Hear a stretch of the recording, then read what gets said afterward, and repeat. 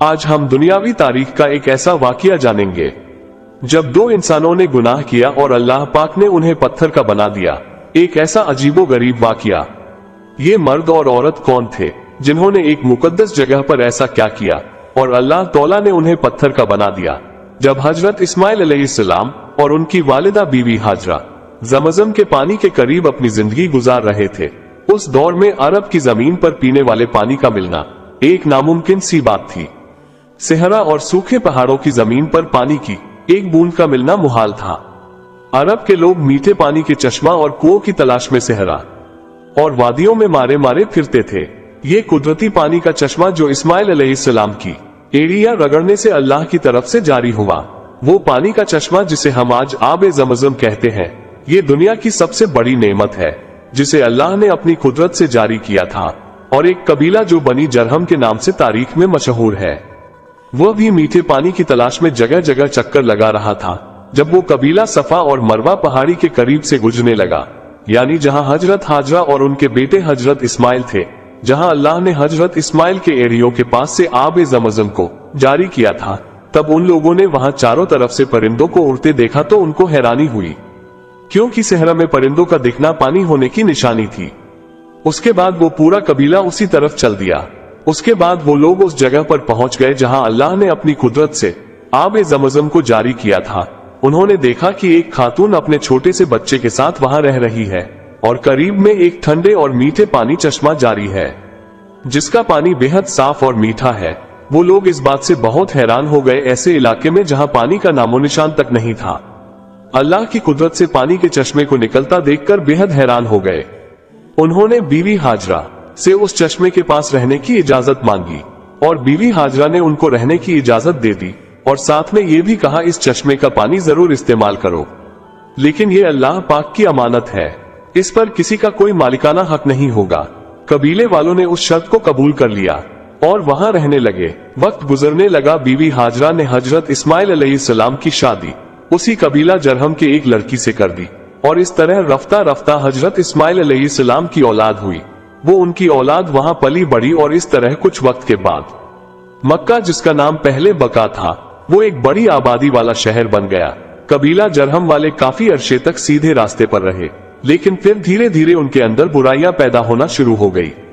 अब उन्होंने काबा शरीफ का इंतजाम संभाल लिया और हज के लिए आने वाले लोगों से मिलने वाला हदिया यानी रकम खुद लेने लगे और अल्लाह की नाफरमानी करने लगे। और इस तरह धीरे धीरे वो लोग गुनाह करते गए। तब अल्लाह पाक ने उनको सजा देने के लिए उनसे ज़मज़म का पानी छीन लिया और ज़मज़म का पानी सूख गया। वक्त गुजरने के साथ साथ ज़मज़म के नामो निशान तक मिट गया। अब किसी को मालूम नहीं था कि यहाँ पर कोई ज़मज़म का चश्मा हुआ करता था। उसी कबीले का एक शख्स जिसका नाम मजाजन बिन आम्र था, बहुत ही नेक और परहेजगार शख्स था।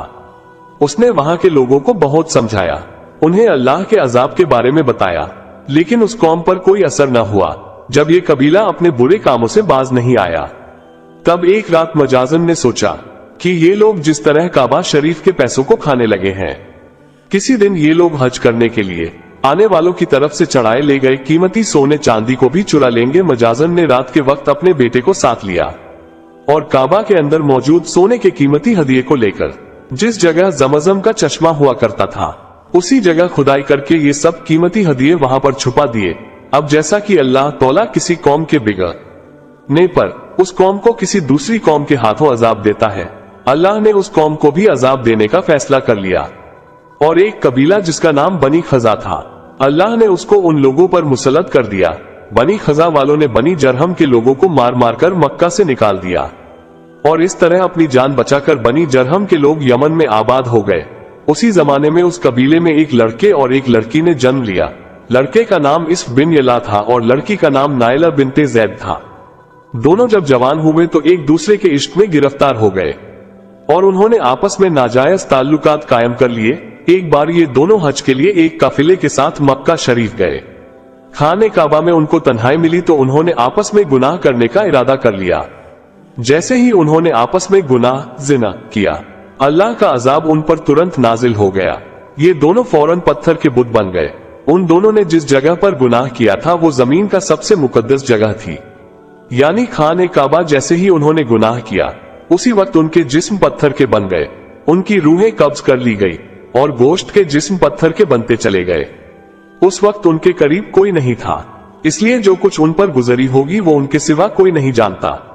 ये तारीख का इंतहाई अजीबोगरीब और खौफनाक वाकया था। दो जिंदा इंसान, जिनमें से एक मर्द था और दूसरी औरत थी, अज़ाब इलाही के तहत पत्थर के बन गए थे। लेकिन इससे आगे जो हुआ वो आपके रोंगटे खड़े कर देगा।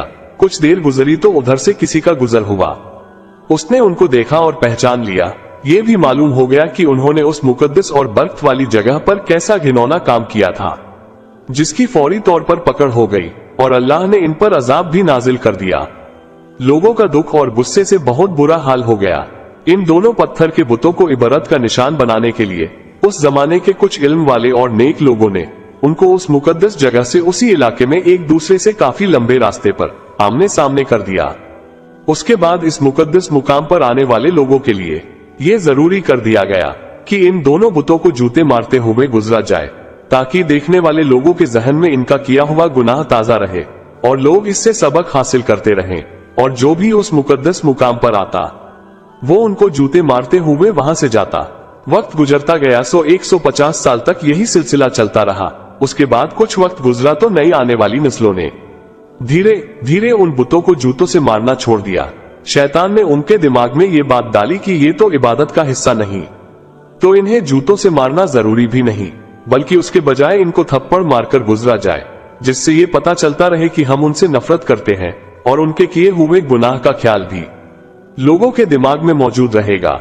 वक्त के साथ साथ ये थप्पड़ भी हल्की सी चपत में तब्दील होने लगे और फिर अलामती तौर पर उन बुतों को सिर्फ छूकर गुजरने का सिलसिला शुरू हो गया। शैतान ने एक बार फिर लोगों को बहकाया। अब लोग उन बुतों को इस नियत से छूते कि वो उनसे नफरत करते हुए थप्पड़ मार रहे हैं, लेकिन साथ ही साथ अपने लिए उन बुतों से दुआ भी मांगते। शैतान ने उनके दिमाग में ये बात बैठा दी, अगर तुम इन बुतों को नफरत से छूते हुए दुआ मांगोगे तो तुम्हारी दुआएं जल्दी कबूल होंगी। यहाँ पर शैतान की मक्कारी देखिए कि कैसे धीरे धीरे लोगों के दिमाग को गुनाह की तरफ बदल देता है। जब लोगों के साथ कुछ अच्छा हो जाता तो शैतान उनको समझाता कि तुम्हारा ये काम इसी वजह से हुआ कि तुमने बुत को छूकर दुआ की थी। वक्त गुजरने के साथ साथ आने वाली नस्लों की सोच बदलती चली गई और अब वो बुतों को छूकर दुआ जरूर मांगते, लेकिन उनके अंदाज में उन बुतों के लिए अकीदत और एहतराम आने लगा था। और फिर वो वक्त भी जल्द आ गया जब एक बदबख्त ने उस बुत के आगे उसे अपना खुदा मानकर उसी से दुआ मांगने लगा। जूते मारने से शुरू होने वाली दास्तान थप्पड़ मारने से अकीदत से छूटी हुई बाकायदा इबादत तक चली गई। अब इन दोनों बुतों की बाकायदा इबादत की जाने लगी, उनसे मन्नतें और मुरादें मांगी जाने लगी। इतने बड़े गुनाह के अंजाम में गिरफ्तार दोनों बुतों को खुदा बना लिया गया। उन बुतों को सजदे किए जाने लगे, उनके सामने कुर्बानी की जाने लगी और उनको बड़े बुतों में शामिल किया जाने लगा। फिर ये अंधेरी रात और ज्यादा गहरी होती चली गई। फिर अल्लाह ने हिदायत का सूरज तुलू किया, जिससे वो पूरा शहर जगमगा उठा। हुजूर पाक सल्लल्लाहु अलैहि वसल्लम की विलादत ए पाक हुई। आपने दीन तबलीग का काम शुरू किया। इस्लाम अरब में फैलता चला गया, यहाँ तक कि इस्लाम कुफ्र पर गालिब हो गया। हुजूर पाक सल्लल्लाहु अलैहि वसल्लम ने सबसे पहले मक्का को फतह किया। आप सल्लल्लाहु अलैहि वसल्लम मक्का के अंदर गए, तमाम बुतों को तोड़ा। आप बुतों को तोड़ते जाते और फरमाते जाते, हक आ गया और बातिल भाग गया। बातिल तो है ही मिटने वाला।